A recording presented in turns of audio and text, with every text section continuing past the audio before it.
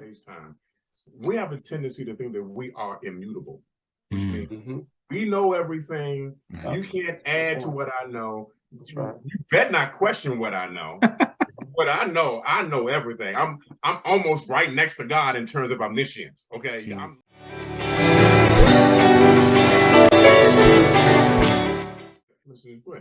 And I think we're also afraid to be questioned and afraid to be wrong.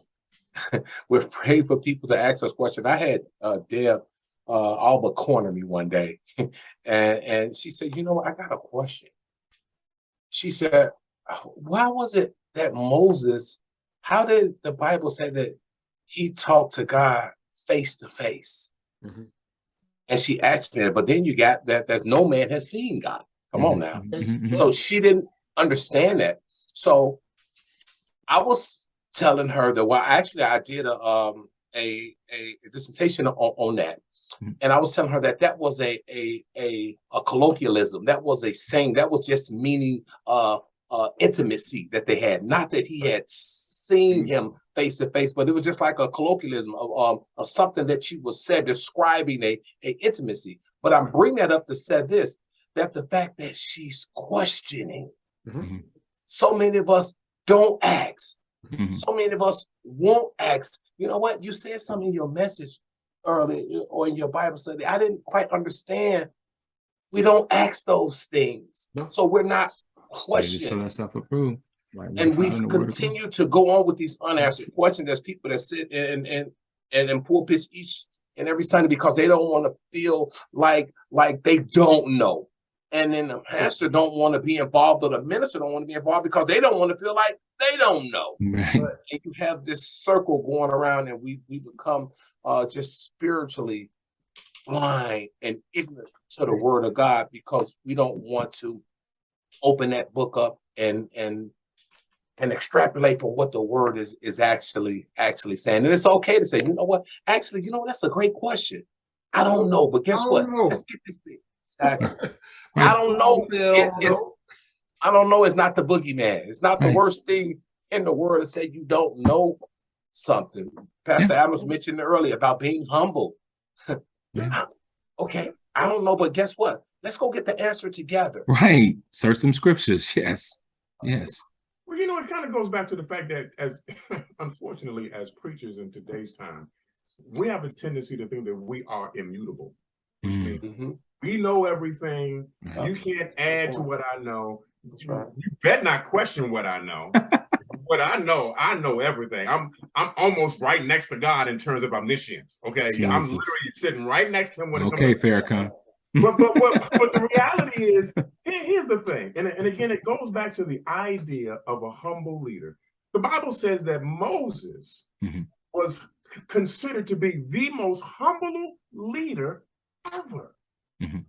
That's saying a lot, because that's completely juxtaposed to today's leaders who are arrogant, haughty, full of hubris and pride, walking around like they know everything. I am so glad that I'm in a place where I am willing to learn something new. Absolutely. Amen. Amen. Come on. Amen. Come on. I don't want to ever, and I know that there's this saying, you can't teach an old dog new tricks. I don't want to be that dog. That's a lie.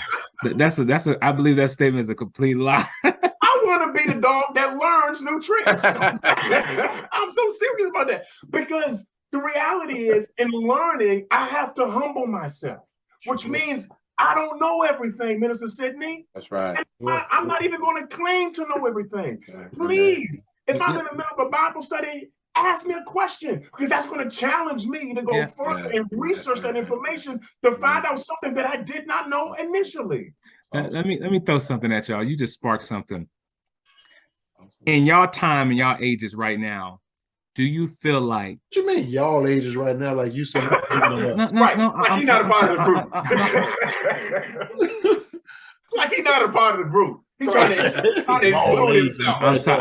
I thought this was my brothers. I didn't know this was the exactly.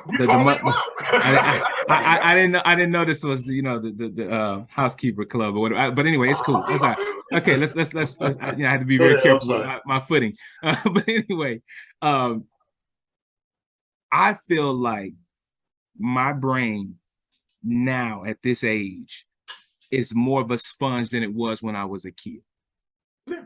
Okay. And that's what I was going to ask you guys. I mean, I feel like my ability to grab something now is more refined than it's ever have been. No one has to prompt me to learn.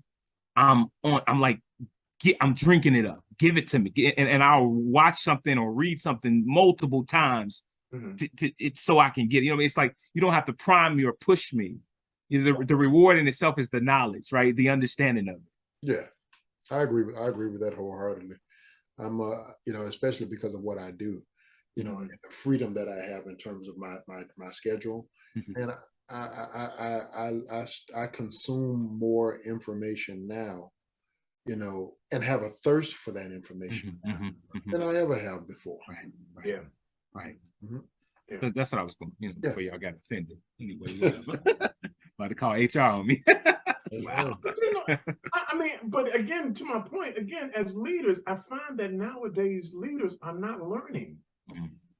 Again, they feel like they know it all. Well, they're not studying. You said I they're would not be learning, but they're not scared. studying. Right. I would be scared to follow somebody who feels like they know everything. Here's my problem. The fact that you are a human being, you have limited mental and cerebral capacity, which means you cannot contain all knowledge. At some point in time, you got to go read a book. You got to go read a paper to find out what you need to know. And if you're a leader and you feel like you know everything, you need to go on and ascend up to heaven and go on about you. Hey guys, it's Pastor John here. Please, if you like this video that you just saw, hit that like button for us. Second thing I want to ask you to do is to go ahead and subscribe to the channel. We're putting out videos once a day at about 5:30 p.m. Hit that bell notification so that you'll know when a new video has been uploaded. And then the final thing to do, share this video, share this information. If you know somebody that has a need that it can be benefited by it, please put it out in circulation so that we can try to help as many people as possible. Thanks, and God bless.